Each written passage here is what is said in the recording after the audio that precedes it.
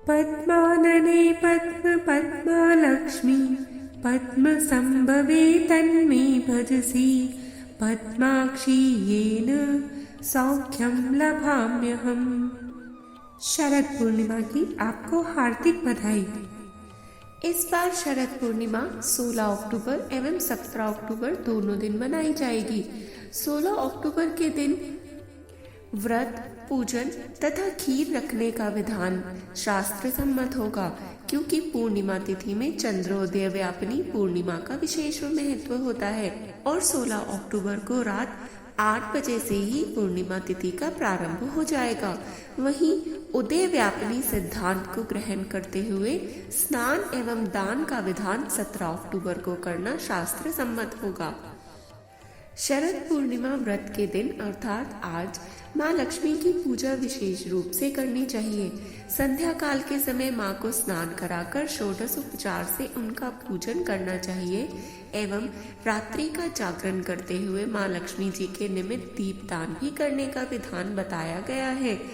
कोजागरी पूर्णिमा का अर्थ ही होता है कौन जाग रहा है, तो मान्यता है कि इस दिन माँ लक्ष्मी घूम घूम कर यह पता लगाती है कि कौन जागकर उनका जागरण, मंत्र जाप एवं पूजा कर रहा है। तो भक्तों, यह रात माता लक्ष्मी को प्रसन्न करने के लिए अति महत्वपूर्ण रात है। शरद पूर्णिमा की रात माँ लक्ष्मी जी को खीर का भोग लगाकर और घी के दीपक जलाने से घर में सुख शांति बनी रहती है। माँ लक्ष्मी जी की विशेष कृपा पाने व आर्थिक संकटों से छुटकारा पाने के लिए पूर्णिमा की रात्रि में घर में घी के 21 दीपक जलाकर श्री सूक्त का 51 बार पाठ करना अति शुभकारी माना जाता है और समस्त सुखों की प्राप्ति के लिए शरद पूर्णिमा की रात्रि में श्री लक्ष्मी नारायण जी की आराधना, उनकी स्तुति, उनके स्तोत्र एवं विष्णु जी का सहस्त्र नाम पक्का पाठ करने से घरों में धन वैभव बना रहता है। जैसा कि हमने पहले भी बताया कि शरद पूर्णिमा का व्रत आज ही रखा जाएगा और आज ही माँ लक्ष्मी की विधि विधान से पूजा की जाएगी, क्योंकि आश्विन मास की पूर्णिमा को ही माँ लक्ष्मी का समुद्र मंथन से उत्पत्ति हुई थी, ऐसी मान्यता है। इस पूर्णिमा को शरद पूर्णिमा और कोजागरी पूर्णिमा के नाम से भी जाना जाता है। इसे माँ लक्ष्मी का प्राकट्य उत्सव मनाया जाता है।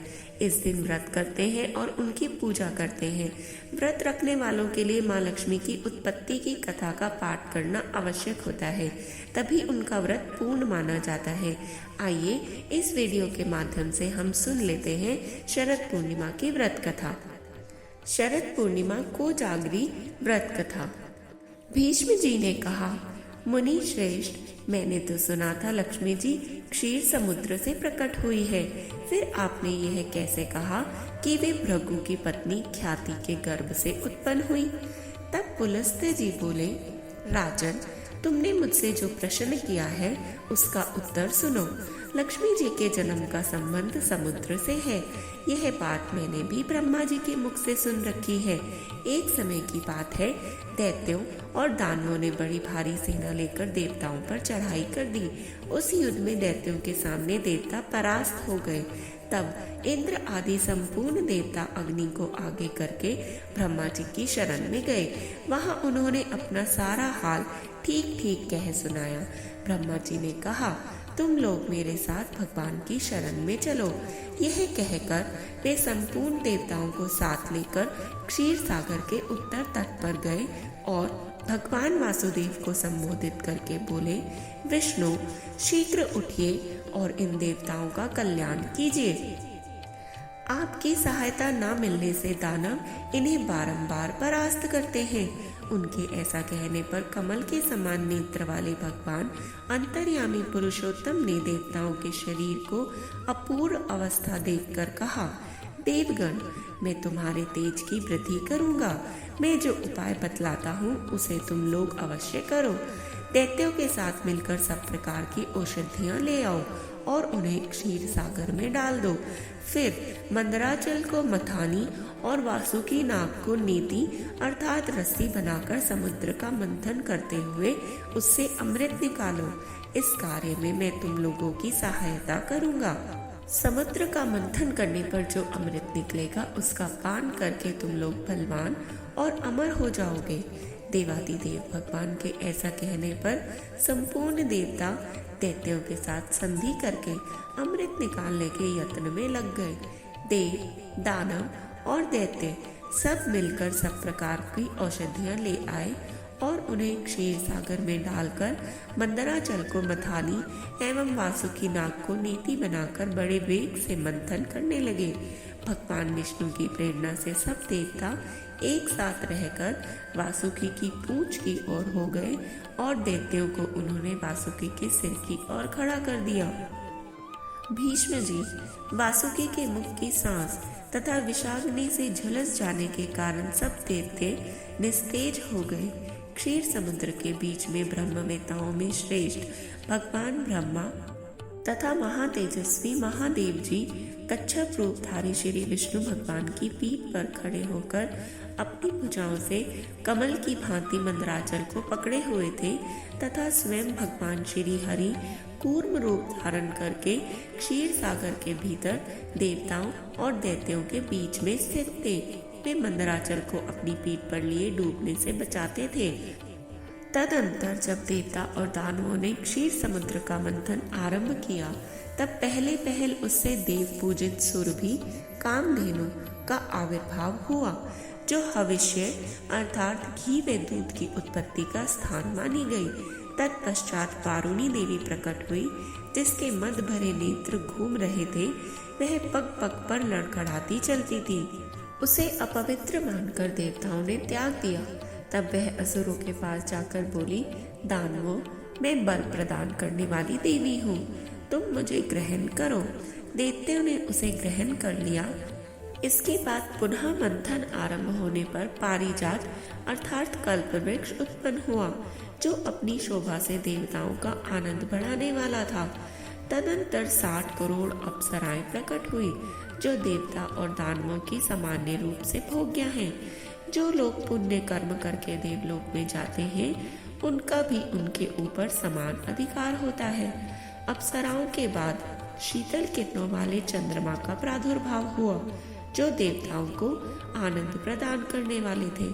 उन्हें भगवान शंकर ने अपने लिए मांगते हुए कहा, देवताओं, ये चंद्र मेरी जटाओं के आभूषण होंगे, अतः मैंने इन्हें ले लिया।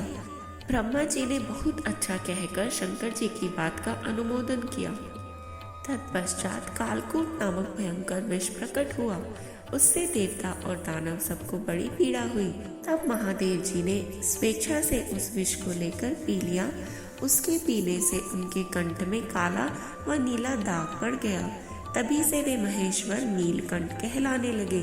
क्षीर सागर से निकले हुए उस विष का जो अंश पीने से बच गया था, उसे नागों व सर्पों व बिच्छुओं ने ग्रहण कर लिया। तदंतर अपने हाथ में अमृत से भरा हुआ कमंडलू लिए धन्वंतरी जी प्रकट हुए। वे श्वेत वस्त्र धारण किए हुए थे। वैद्यराज के दर्शन से सबका मन स्वस्थ एवं प्रसन्न हो गया।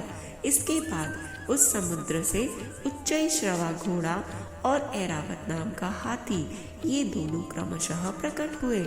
इसके पश्चात क्षीर सागर से लक्ष्मी देवी का प्रादुर्भाव हुआ, जो खिले हुए कमल पर विराजमान थी और हाथ में कमल लिए हुए थी। उनकी प्रभा चारों ओर छिटक रही थी। उस समय महर्षियों ने श्री सूक्त का पाठ करते हुए बड़ी प्रसन्नता के साथ उनका स्तवन किया। साक्षात क्षीर समुद्र ने प्रकट होकर लक्ष्मी जी को एक सुंदर माला भेंट की, जिसके कमल कभी मुरझाते नहीं थे। विश्वकर्मा उनके समस्त अंगों में आभूषण पहना दिए। स्नान के पश्चात दिव्य माला और दिव्य वस्त्र धारण करके जब वे सब प्रकार के आभूषणों से विभूषित हुई, तब इंद्र आदि देवता तथा विद्याधर आदि ने उन्हें प्राप्त करने की इच्छा प्रकट की। तब ब्रह्मा जी ने भगवान विष्णु से कहा, हे वासुदेव, मेरे द्वारा दी हुई इस लक्ष्मी देवी को आप ही ग्रहण करें। मैंने देवताओं वह दानवों को मना कर दिया है, वे इन्हें पाने की इच्छा नहीं करेंगे। आपने जो स्थिरता पूर्वक इस समुद्र मंथन के कार्य को संपन्न किया है, इससे आप पर मैं बहुत संतुष्ट हूँ। यूं कहकर ब्रह्मा जी लक्ष्मी जी से बोले, देवी, तुम भगवान केशव के पास जाओ और मेरे दिए हुए पति को पाकर अनंत वर्षों तक आनंद का उपभोग करो। ब्रह्मा जी के ऐसे कहने पर लक्ष्मी जी समस्त देवताओं के देखते देखते श्री हरि के वक्षस्थल में चली गई और भगवान से बोली, देव, आप कभी भी मेरा परित्याग न करें। संपूर्ण जगत के प्रियतम, मैं सदा आपके आदेश का पालन करती हुई आपके वक्षस्थल में निवास करूंगी। यह कहकर लक्ष्मी जी ने कृपा पूर्ण दृष्टि से देवताओं की ओर देखा। इससे उन्हें बड़ी प्रसन्नता हुई। इधर लक्ष्मी से परित्यक्त होने पर दैत्यों को बड़ा उद्वेग हुआ। उन्होंने झपट कर धन्वंतरी के हाथ से अमृत का पात्र छीन लिया। तब विष्णु जी ने माया से सुंदर स्त्री का रूप धारण करके दैत्यों को लुभाया और उनके निकट जाकर कहा, यह अमृत का कमंडलू मुझे दे दो। उस त्रिभुवन सुंदरी रूपवती नारी को देखकर दैत्यों का चित्त काम के वशीभूत हो गया। उन्होंने चुपचाप वह अमृत उस सुंदरी के हाथ में दे दिया और स्वयं उसका मुंह ताकने लगे।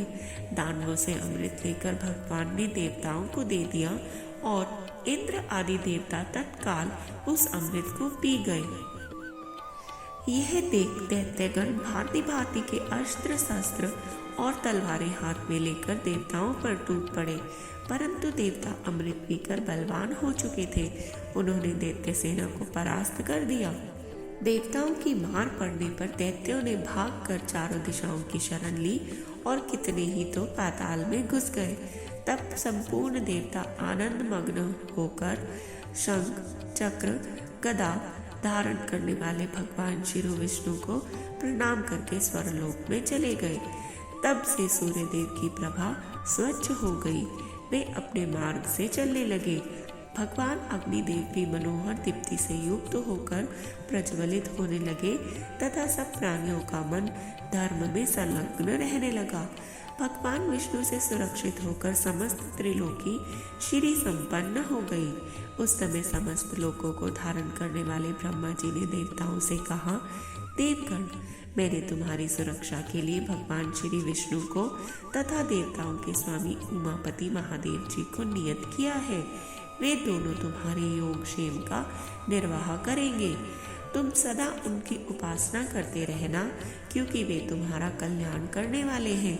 उपासना करने से ये दोनों महानुभाव सदा तुम्हारे क्षेम के साधक और वरदायक होंगे। यूं कहकर भगवान ब्रह्मा अपने धाम को चले गए।